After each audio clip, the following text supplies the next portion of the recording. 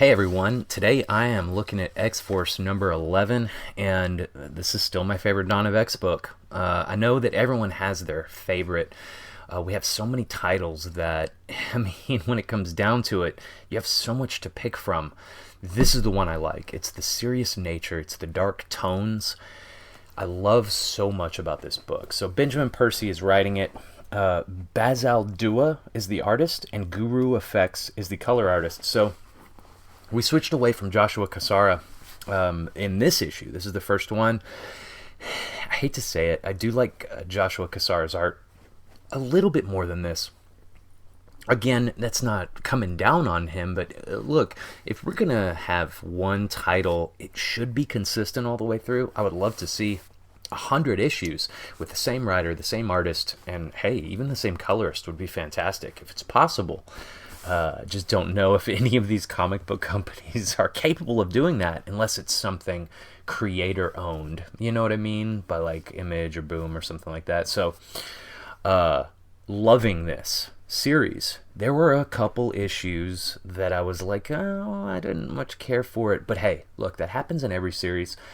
This is still my number one pick for Dawn of X. And this issue specifically is the intro for Ten of Swords. And look, I'm all in. I'm not going to make a video on every single issue of Ten of Swords, but I'm going to talk about the series specifically. Not just what happens, but kind of my take on the writing, the ups and downs, everything that you could imagine when it comes down to it. I like to talk a lot about the writing and what moves me about it or what kind of turns me off to it. So this is all an opinion channel, and you may not like my opinions. That is absolutely okay. I want you to tell me in the comments below if you do not like my opinions. In fact, if you have not subscribed to my channel, it's time to do so. I would really like you to join me for all of these books. Even if you hate me or dislike my opinion, please subscribe. I want you to watch my videos and downvote me every time and tell me what a jerk I am. That'd be fantastic. So we enter in, and it's Dr. Reyes looking over one of these Russian bodies, and these were mercenaries with this thick plate over their bodies. They were assassins, and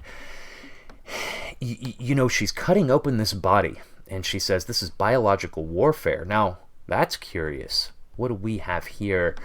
And in just a second, a creature jumps out of the body, grabs her knife, slits her throat, knocks her on the ground, and kills her. It's interesting. When she's fallen to the ground, we have Beast giving a little bit of a soliloquy there. The deeper we dig, the more secrets we find. We should have been looking for more than explosives. It's just like Beast. In the middle of action, he's quoting Shakespeare. It's absolutely what you can expect. So he grabs this thing, snaps its neck, and they're running to it, and he says, "Is she gone?" Sage says, "Soon, I think, but we can always bring her back." I fear that's precisely what they have figured out what to do, bring themselves back. So that's my question. Are they actually bringing themselves back if they don't have all of the memories of their host? Is it another creature living inside of that creature? Is it just a weapon inside of a person that's dead? I have so many questions, but it's definitely not immortality if you don't have your memories intact, because it'd be like amnesia. There's so much to talk about when it comes down to that, though. So just then, one of those creatures crawls out of another one of these dead bodies, and he says they bioengineered their own filthy version of a Russian nesting doll. And what we're talking about are those little dolls where you take one out of the body, and then you take one out, and then you take one out, and it's like there's no end to this. There's a million inside of these. So they run after this thing. It also grabbed a knife, and it's running out. And we're alone as the viewer, just looking at this happening with all of these bodies. They were going to be autopsied, and then out come 1, 2, 3, 4, 5 more of these Russian nesting dolls. And of course, so this reminds me of that same scene when you saw those 5 people or 4 people parachuting into Krakoa on issue number 1 of X-Force, infiltrating, only this time they didn't parachute in. They came from inside of bodies that were brought there. So quite the infiltration that happened here. The name of this issue, The Enemy Within. After Wolverine and the Marauders took down a criminal organization that was stealing Krakoan medicine, a group of mysterious Russian super soldiers was discovered and captured. And of course, that's what this is about. We've already seen that happen. I like this. I really like this next scene. It shows a lot of character development, but not just that. It shows relationship development. So when we're talking about Domino and Colossus, in the past issues, we've seen, some tender moments between them. They can relate to each other. The violence they've been through, the turmoil. I mean, her skin was filleted. She was tortured. We've seen some intense stuff between these two, and we finally see that there's a little bit of difference between these two and kind of their state of mind, Colossus is kind of wanting to run away from the fray, and Domino, she's not escaping from the battle. Colossus, he's decided he wants to do farm work, and Domino says, "You're not done. Don't say you're done. I know you better than that." He says, "Stop." She says, "It's Russia, Pete. We're just beginning to understand the threat they pose." Colossus says, "I wasn't ready before. I'm less ready now." Domino says, "We need you." Colossus says, "Well, this is what I need." And then it shows him grabbing this plow-like thing and just pulling it across the field. Farming, literally, is what he's doing. And I love the way that this is showing their differences in opinion and perspective, and what's been going on between them is kind of a little bit of a rift. I love it, and I really like this. I really like this. He says, "When I farm, I find calm in the order of things. I plant in straight lines. I wake and I rest and I seed and I harvest on a clockwork schedule. But when I'm with the X-Men," and then it shows this intense action scene with everybody fighting, he says, "There is no order, only chaos." It just shows, it shows his character. It shows all of this happening. Beast is concerned because he believes that this is all a distraction. So all of this turmoil and all of these Russian nesting dolls coming into the island, he believes that there's some other ulterior motive. And hey, he's a smart guy. He actually understands conniving infiltrations like that. He's made a lot of mistakes in the past, and he's kind of the gray character right now, honestly. So if anyone understands that kind of thing right now, it's definitely him. And we move to a scene, one of these creatures, these clones, these Russian nesting dolls, running up these stairs and looking at this sword, and immediately we see the way that the sword is, the kind of scrapes, and the way that it's been put together, the way that it is. It's the Cerebro sword. We see him grab it, and that's what they've been after this whole time. And that's when we realize from that moment, this is absolutely the intro to Ten of Swords. We do see a badass action scene with Domino just ripping these things in half. And, this is my favorite scene in the entire book. And it's right here at the end. So Quentin Quire apparently has been just loving on one of these cuckoos. Apparently it's Phoebe.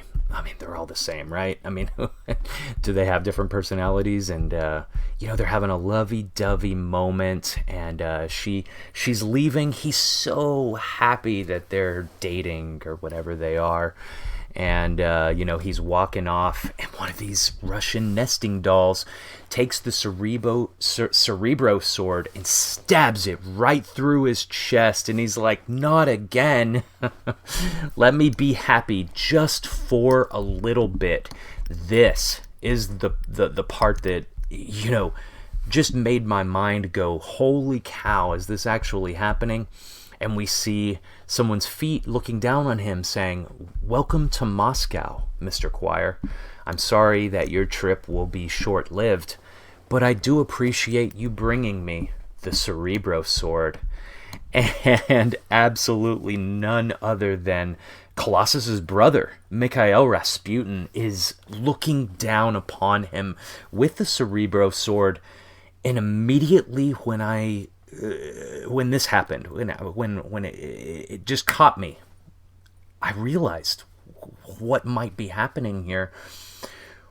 What if he is the one that's going to set all of this off and change the future history of this whole event? What if this whole event has to do with his powers? I mean, he can do so many incredible things with his powers. He can actually move between timelines. And when we're talking about timelines, I want to shift back and remind you about Moira's powers and what we've seen that she's able to do now. What if he was able to go back and change different timelines? What if he was able to affect any of Moira's timelines here? Because that's literally his power. So when I saw him and I thought about Moira, because look, every single thing that happens, every single issue that I read with this entire series, past Hoxpox, absolutely, I'm thinking in my mind, how does this relate to Moira? How does this relate to the island Krakoa being the villain? I ask myself things like this. How does this relate to Apocalypse, right? Because I think that those are the three key figures that are all going to come to a head when it comes down to this series. And so when I see this, I'm thinking immediately, what is he going to do to the Moira's timelines, right? Wouldn't that be crazy if that's what was happening? Look, hey, we haven't heard from Moira in a long time. So I'm curious. I'm curious as to how all of this is going to unfold. What's going to happen with all of this, with him, with Moira, everything, apparently.